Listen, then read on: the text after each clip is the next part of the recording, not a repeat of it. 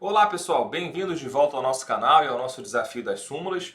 Nesse vídeo a gente vai estudar uma súmula de processo do trabalho, que é a súmula 286 do TST, que fala com relação à ação de cumprimento de sentença normativa e também de acordo e convenção coletiva. Vamos lá, está aqui na tela já, a súmula fala o seguinte: a legitimidade do sindicato para propor ação de cumprimento estende-se também à observância de acordo ou de convenção coletivos. Muito bem, sobre esse tema aqui, essa súmula ela tem o objetivo de interpretar, digamos assim, o artigo 872 da CLT, que está aqui na tela também. E esse artigo regulamenta a situação da sentença normativa, a chamada sentença normativa, que a gente sabe que é uma decisão de um tribunal do trabalho. Pode ser tanto o Tribunal Regional do Trabalho, quanto do próprio Tribunal Superior do Trabalho. O artigo diz o seguinte: celebrado o acordo ou transitada em julgado a decisão, seguir-se-á o seu cumprimento sob as penas estabelecidas neste título. Então, daqui o cumprimento se extrai a ideia da ação de cumprimento. Esse trânsito em julgado da decisão, que é mencionado aqui no artigo 872, é justamente o trânsito em julgado da sentença normativa, que é uma decisão do Tribunal Trabalhista, portanto, em um dissídio coletivo. Um dissídio coletivo de natureza econômica, que vai ser aquela ação especial que tem o objetivo de criar novas condições de trabalho. Novas condições de trabalho, novos direitos que vão ser aplicáveis em caráter geral para toda uma categoria profissional, né? Então a gente sabe que, em geral, a sentença judicial, a sentença num processo individual lá do José ou da Maria, né, vai resolver o caso dele, né? A sentença normativa ela é diferente. Por quê? Porque ela não visa aplicar um direito que já exista, como por exemplo a CLT, alguma lei ou até o acordo coletivo, a convenção coletiva de trabalho.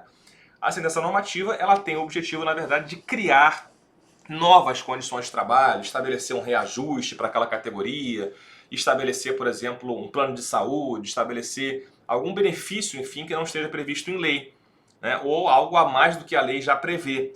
Então, portanto, a sentença normativa ela é uma decisão que, como se diz em doutrina, é muito comum essa expressão, ela tem alma de lei. Muito embora o nome sentença normativa, e ela tem o corpo realmente de uma decisão judicial, é uma decisão judicial, que é do TRT ou do TST, a sentença normativa, na verdade, tem alma de lei, não é? Porque ela tem a pretensão, portanto, e ela vai de fato regulamentar a situação de toda aquela categoria profissional, de todos os trabalhadores e trabalhadoras que estejam naquela categoria profissional durante o prazo de vigência da sentença normativa. Maravilha? E aí, portanto, tem que perceber o seguinte: a sentença normativa ela não tem eficácia executiva. A sentença normativa, portanto, até por ela ter essa alma de lei, ela vai funcionar como se fosse uma lei realmente. Ela não vai ter a força executiva, né, de um título executivo judicial, como aconteceria aqui na sentença individual, do processo individual do José, da Maria, do João e assim vai, tá? Então, como a sentença normativa não tem eficácia executiva, é necessário que se tenha uma ação que vai ser uma ação de conhecimento. Uma ação de conhecimento, né? É uma ação condenatória. É uma ação condenatória cujo objetivo vai ser justamente obter a condenação do empregador que não está cumprindo a sentença normativa. Então perceba, assim como eu posso ter uma ação de conhecimento condenatória, a reclamação trabalhista típica, né, que vai dizer, olha, o empregador não está seguindo a CLT, não está cumprindo tal artigo da CLT, por exemplo, eu vou ter também uma ação de conhecimento condenatória que vai dizer o empregador não está cumprindo a sentença normativa, que estabeleceu uma cláusula prevendo reajuste, prevendo isso, prevendo, por exemplo, um vale alimentação, alguma situação lá que o empregador não está cumprindo espontaneamente. Portanto, é uma ação de conhecimento, né? É uma ação de conhecimento visando aplicar a sentença normativa. Essa ação de conhecimento, ela não deixa de ser, percebam o que eu vou falar aqui, ela na sua essência não deixa de ser uma reclamação trabalhista também. Tá? Apenas o título que vai embasar, em vez de ser a lei, a CLT ou uma lei especial, eu vou ter, por exemplo, aqui uma sentença normativa, né, que vai ser o fundamento jurídico dessa ação de conhecimento. Então, por isso, ela não deixa de ser uma reclamação trabalhista. Só que, diante da redação do 872, a doutrina e a jurisprudência costumam chamar essa ação, quando o objeto da ação é justamente uma sentença normativa, ou seja, uma decisão normativa de um tribunal trabalhista, num dissídio coletivo de natureza econômica, quando esse é o fundamento jurídico, né, se chama de ação de cumprimento. Ação de cumprimento. A ação de cumprimento, tradicionalmente, lá nas origens, nos primórdios, ela inicialmente se entendia que o objetivo dela era para exigir, né, a condenação do empregador com relação à sentença normativa. E com o passar do tempo, isso se estendeu, né, e se passou a entender o seguinte: não, olha só, na verdade, a ação de cumprimento ela pode abranger não só uma sentença normativa, mas também um acordo coletivo de trabalho e uma convenção coletiva de trabalho. Tá? Então essa que é a dicção da súmula 286 que a gente está estudando aqui. Ou seja, a ação de cumprimento ela pode ter por fundamento, por base jurídica, não só a sentença normativa, mas também o acordo coletivo e a convenção coletiva. Tá? Esse que é o entendimento aqui da súmula 286 do TST, beleza? E só para fechar aqui o raciocínio, dizer o seguinte: olha só, a ação de cumprimento ela pode ser proposta, né, deixa eu até apagar aqui para ficar mais limpo. A ação de cumprimento ela pode ser proposta tanto a título individual quanto a título coletivo. Individual ou coletivo. Como assim, Felipe? Aqui a súmula menciona a situação justamente da ação de cumprimento coletiva, porque aqui vai ser uma ação de cumprimento movida pelo sindicato. Pelo sindicato, poderia ser pelo Ministério Público do Trabalho também, que vai mover uma ação coletiva, portanto, para beneficiar vários trabalhadores ou toda a categoria profissional, por exemplo, né? E visando obter uma condenação do empregador, uma condenação, portanto, na ação de cumprimento, para que o empregador cumpra aquela sentença normativa, ou acordo coletivo, ou convenção coletiva, para todos os trabalhadores, ou para um grupo de trabalhadores, por exemplo.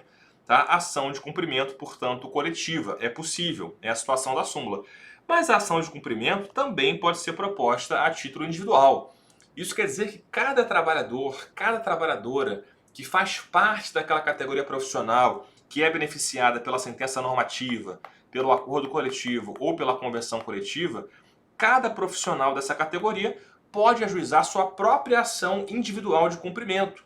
Né? Lembrando que vai ser uma ação de conhecimento, uma ação condenatória, em que esse trabalhador José, por exemplo, ele vai obter uma sentença individual que vai valer para o seu caso concreto, uma sentença condenatória, condenando aquele empregador a cumprir aquela obrigação de pagar ou de fazer, por exemplo, que é estabelecida na sentença normativa, no acordo coletivo ou na convenção coletiva de trabalho. Tá? Então a ação de cumprimento pode ser individual, pode ser coletiva, né? E o título jurídico, o fundamento jurídico que vai embasar a ação de cumprimento pode ser tanto a sentença normativa, quanto o acordo coletivo, quanto a convenção coletiva. Tá? O mais comum na prática, inclusive, gente, é o seguinte: a gente sabe que no processo do trabalho é muito comum que se tenha... Opa, acabou sumindo aqui.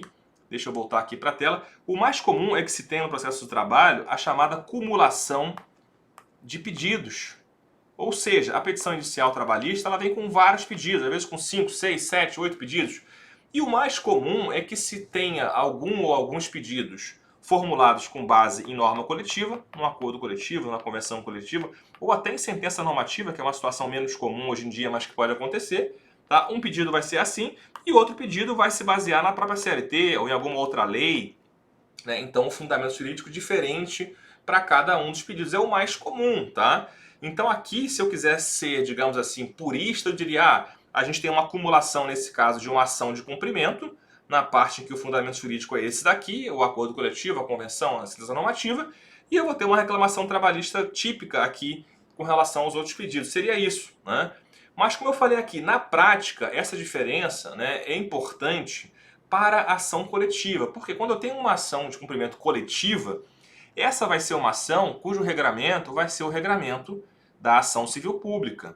Tá? É a típica situação de uma ação coletiva, que vai ter regras diferentes com relação à coisa julgada, com relação à litispendência, com relação à legitimação, né? Então, para a ação de cumprimento coletivo, você vai ter que observar o regramento do processo coletivo. Agora, para a ação de cumprimento individual, o regramento vai ser o regramento idêntico ao da reclamação trabalhista. Não tem diferença de regulamentação. Né? É por isso que se chamar de ação de cumprimento individual, ou se você der o nome, né? A gente sabe que o nome em juris, em direito, o nome que se dá, o nome jurídico, Não importa, o que importa é a essência do fenômeno que você está analisando. Tá? E na essência, uma ação de cumprimento individual, ela é uma reclamação trabalhista. Tá? Então, tanto faz se você vai chamar de ação de cumprimento individual ou se vai chamar de reclamação trabalhista. Tá? Volto a dizer, a ação de cumprimento ela vai ter uma regulamentação diferenciada, sim, no que tange a ação coletiva, porque aí você vai aplicar as normas e o microsistema do processo coletivo do trabalho. Maravilha? Então é isso, conseguimos aprofundar bastante aqui na súmula. Se você ficou até aqui comigo nesse vídeo, obrigado por estar comigo até aqui. Não se esqueça de deixar seu like, compartilhe esse vídeo com pelo menos um amigo, um colega. Né? Mande alguma coisa na aba de comentários aí, se você concorda com o meu raciocínio, se você não concorda. Né? Porque isso ajuda o algoritmo do YouTube a compreender aqui que o nosso trabalho é relevante e a gente continua fazendo o nosso canal e crescendo de pouquinho em pouquinho. Tá bom? Grande abraço e até o próximo vídeo.